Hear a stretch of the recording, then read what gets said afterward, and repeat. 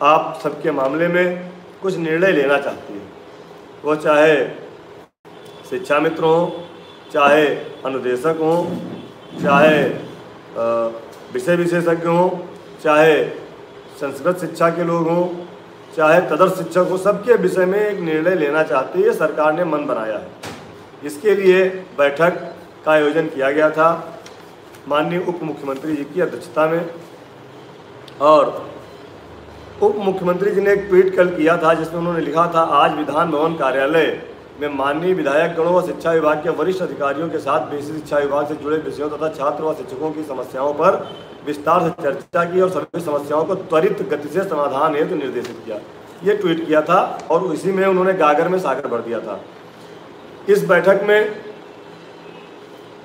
आदरणीय उप मुख्यमंत्री श्री केशव प्रसाद मौर्य जी की अध्यक्षता में माननीय शिक्षक MLC श्री श्रीचंद शर्मा जी, माननीय शिक्षक MLC श्री बाबूलाल तिवारी जी, माननीय शिक्षक MLC श्री उमेश द्विवेदी जी, माननीय शिक्षक MLC श्री अरुण पाठक जी, माननीय MLC मानवेंद्र सिंह गुरु जी, माननीय MLC ध्रुव कुमार त्रिपाठी जी और माननीय MLC श्री राज बहादुर सिंह चंदेल जी और नेता प्रतिपक्ष विधान परिषद श्री लाल बिहारी जी मौजूद रहे। और मैं बेसिक की बात पे आ रहा हूँ कि बेसिक शिक्षा के वरिष्ठ अधिकारी प्रमुख सचिव आदरणीय NK सुंदरम जी, बेसिक शिक्षा के निदेशक श्रीमान प्रताप सिंह बघेल जी और उप निदेशक संयुक्त निदेशक महोदय सहित सभी वरिष्ठ अधिकारी मौजूद थे। सचिव बेसिक शिक्षा परिषद भी थे, जिसमें 69,000 वाला भी मामला उठा, तमाम सारे मामले उठे। लेकिन जब शिक्षा मित्र का मामला आया तो शिक्षा मित्र के मामले में काफ़ी देर उसमें चर्चा हुई है और मैं धन्यवाद देना चाहूँगा माननीय उप मुख्यमंत्री जी को और माननीय MLC गणों का, जिन्होंने शिक्षा मित्रों के मामले में बहुत संजीदगी से।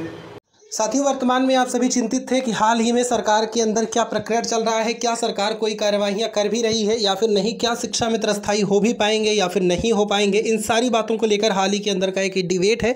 इस डिबेट को आप देखें, डिबेट के माध्यम से सारी बातें प्रॉपर तरीके से क्लियर हो जाएंगी कि आखिर क्या क्या प्रक्रियाएँ चल रही हैं, सरकार कौन कौन से प्रकरण कर रही है, किन किन बातों पर विचार कर रही है। फिलहाल इस वीडियो की क्लिप को आप पूरा देखें। एक एक बात को उठाया जिसमें मैं आपको स्पष्ट कर देना चाहता हूं कि शिक्षा मित्रों का जो ये समायोजन का एक चल रहा है। कल से हमने एक मैसेज देखा है, लोग व्हाट्सएप पे हमसे पूछ भी रहे थे, फ़ोन करके पूछ रहे थे कि समायोजन का मतलब क्या है। तो हमने एक बार पहले भी आपको बताया था कि आप भ्रमित ना हो। समायोजन का मतलब है मूल विद्यालय या अगल बगल के विद्यालय में आपका समायोजन। जो भी स्थानांतरण की प्रक्रिया है वो समायोजन से संबंधित है, उसमें भ्रमित होने की ज़रूरत नहीं है। ये आदेश बहुत जल्द सरकार द्वारा होने वाला भी है, हमें जानकारी भी है उसकी। मूल विद्यालय का मतलब समायोजन से है, इसको सहायक अध्यापक के पद पर समायोजन से मत जोड़िए। तो समायोजन के लिए आदेश बहुत जल्द आपका होने वाला है। उसमें आपका मूल विद्यालय, अगर मूल विद्यालय में 2 शिक्षा मित्र हैं तो आपकी ग्राम पंचायत के दूसरे विद्यालय में आपको समायोजित करने की व्यवस्था बन रही है। महिला शिक्षा मित्र बहनों के लिए अगर वह अपने मायके से ससुराल जाना चाहती हैं तो उनको उसमें प्राथमिकता मिलेगी।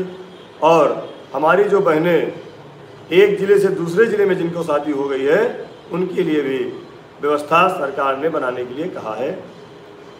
इसके लिए भी हम सबको धन्यवाद देंगे। बाकी दूसरी चीज़ जो चल रही है, हमारे आर्थिक व्यवस्था जो सबसे महत्वपूर्ण है,